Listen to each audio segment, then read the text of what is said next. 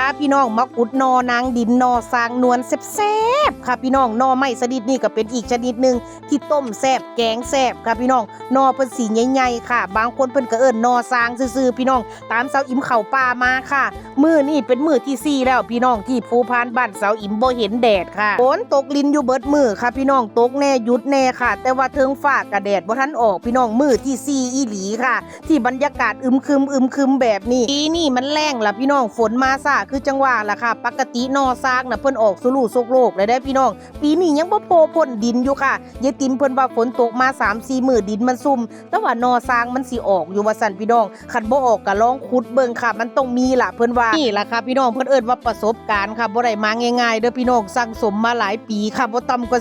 40-50 ปีค่ะเบิ่งดินฟ้าอากาศก็ฮู้จักว่าออกบ่ออกเด้พี่น้องเบิ่งจักนึงก็คือจังเพิ่นเดาเอานี่ล่ะค่ะมันฟุกบ่บางเทื่อสาวอิมก็ว่าเด้พี่น้องการที่มาขุดนอซางก็คือการขุดนอใหม่ชนิดอื่นนั่นแหละพี่น้องให้เบิ่งลำเอาค่ะอย่างที่ยายติ๋มเพิ่นบอกนั่นแหละพี่น้องลำตกเป็นลำใหม่ลำปีที่แล้วค่ะอันนี้เห็นมันดำๆจังซั่นน่ะคือไฟใหม่เด้อพี่น้องเด้อเฮาเหลียวเบิ่งเทิงยอดมันน่ะมันเป็นลำใหม่ลำปีที่แล้วค่ะจังตัดสินใจขุดบ่แม่นขุดมั่วซั่วเด้อพี่น้องอันเฮาขุดมั่วซั่วพี่น้องเอ้ยเมื่อยถิ่มซื่อๆค่ะเพราะว่านมให้กอนึงน่ะมีไผ่เป็น10เป็นร้อยๆลำเฮาสิขุดหาคู่ลำบ่ได้พี่น้องทั้งเมื่อยถิ่มและการบ่ได้นมให้พร้อมค่ะ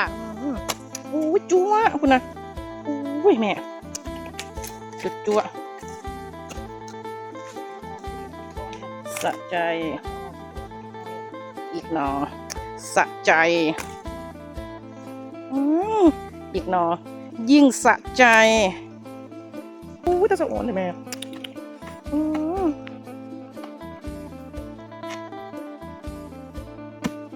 เสียงสับจึก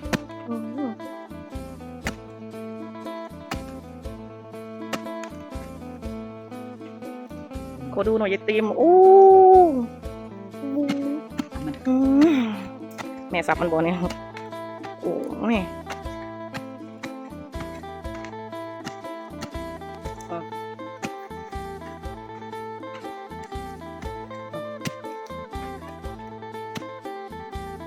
พี่น้องหลุมเดียวจังเนาะ2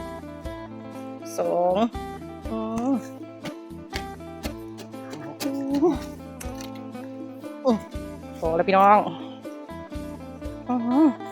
มาอีกแล้วอู้นี่แม้มันจะเป็นนอนางดินนะขาวๆจุ๊ๆแบบนี้เลย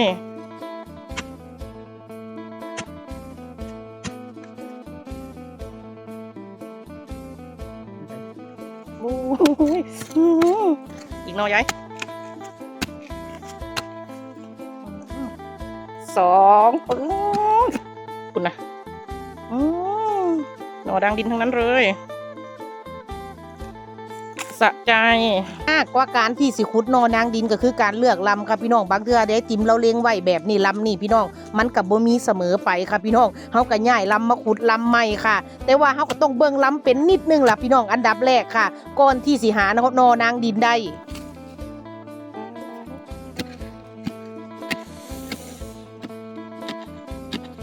สะอ่อนเด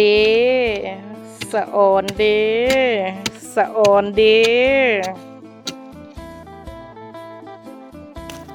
ให้ชัดๆค่ะพี่น้องแต่ละหลุมยายติ๋มเราขุดเลิกปันใดค่ะก่อนที่เฮาสิขุดได้แบบนี้คันพี่น้องเบิ่งลำบ่เป็นแล้วก็บ่แน่ใจว่าสิมีนอบ่มีนอพี่น้องคิดเบิ่งเอาว่าเฮาสิเสียแฮงถิ่มซำใดค่ะการเบิ่งลำอันดับแรกก็คือสำคัญสุดล่ะพี่น้องความน่าจะเป็นค่ะว่าเบิ่งลำนี่เป็นตะขุดบ่เป็นตะขุดค่ะนี่พี่น้องอุ้ยตะสะอ่อนเนาะค่ะนอสร้างนอนางดินแบบนี้พี่น้องเอาไปต้มจ้ำแจ่วซื่อๆก็แซ่บค่ะแกงก็แซ่บน้ำพริกกะปิแจ่วปลาแดกได้เมิดค่ะพี่น้องผู้บ้านนอกเฮาก็หากินตามฤดูกาลค่ะพี่น้องหน้าฝนก็สิอุดมสมบูรณ์แน่บ่อึดแต่แนวอยู่แนวกินค่ะมีหน่อไม้แน่เข้าป่าหาเห็ดอีลอกอีลายค่ะพี่น้องอีกจักหน่อยค่ะแม่นว่าน้ำท่วมแน่น้ำโหงแน่ก็สิเป็นการไปสอนลูกฮวกนี่แหละค่ะพี่กายนี่สาวอิมน่ะเดือนนี่สาวอิมไปสอนลูกฮวกได้กินลูกฮวกหลายเทื่อเลยเด้ค่ะแต่ว่าปีนี้ก็คือเห็นนั่นล่ะพี่น้องมันแรงค่ะมันบ่มีน้ำเฮาก็สิได้สอนลูกฮวกไปเทื่อเดียวค่ะกับยายติ๋มสาวอิมก็ภาวนาคู่มือว่าอยากให้ฝนตกอยากให้น้ำซอดห่วยค่ะพี่น้องอยากไปหาสอนลูกฮวกอึ้งลูกฮวกกบค่ะอยากไปหาตึกสะดุ้งน้ำมากแน่พี่น้องน้ำเขื่อนน้ำพุงค่ะแต่ว่าจักสิได้ไปบ่ได้ไปดอกค่ะปีนี้ก็ได้ยายติ๋มเพิ่นก็บ่ค่อยสบายค่ะพี่น้อง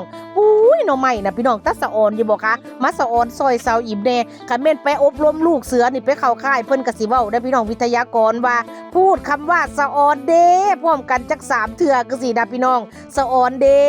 สะออนเด้พี่น้องตาสะออนเนาะค่ะ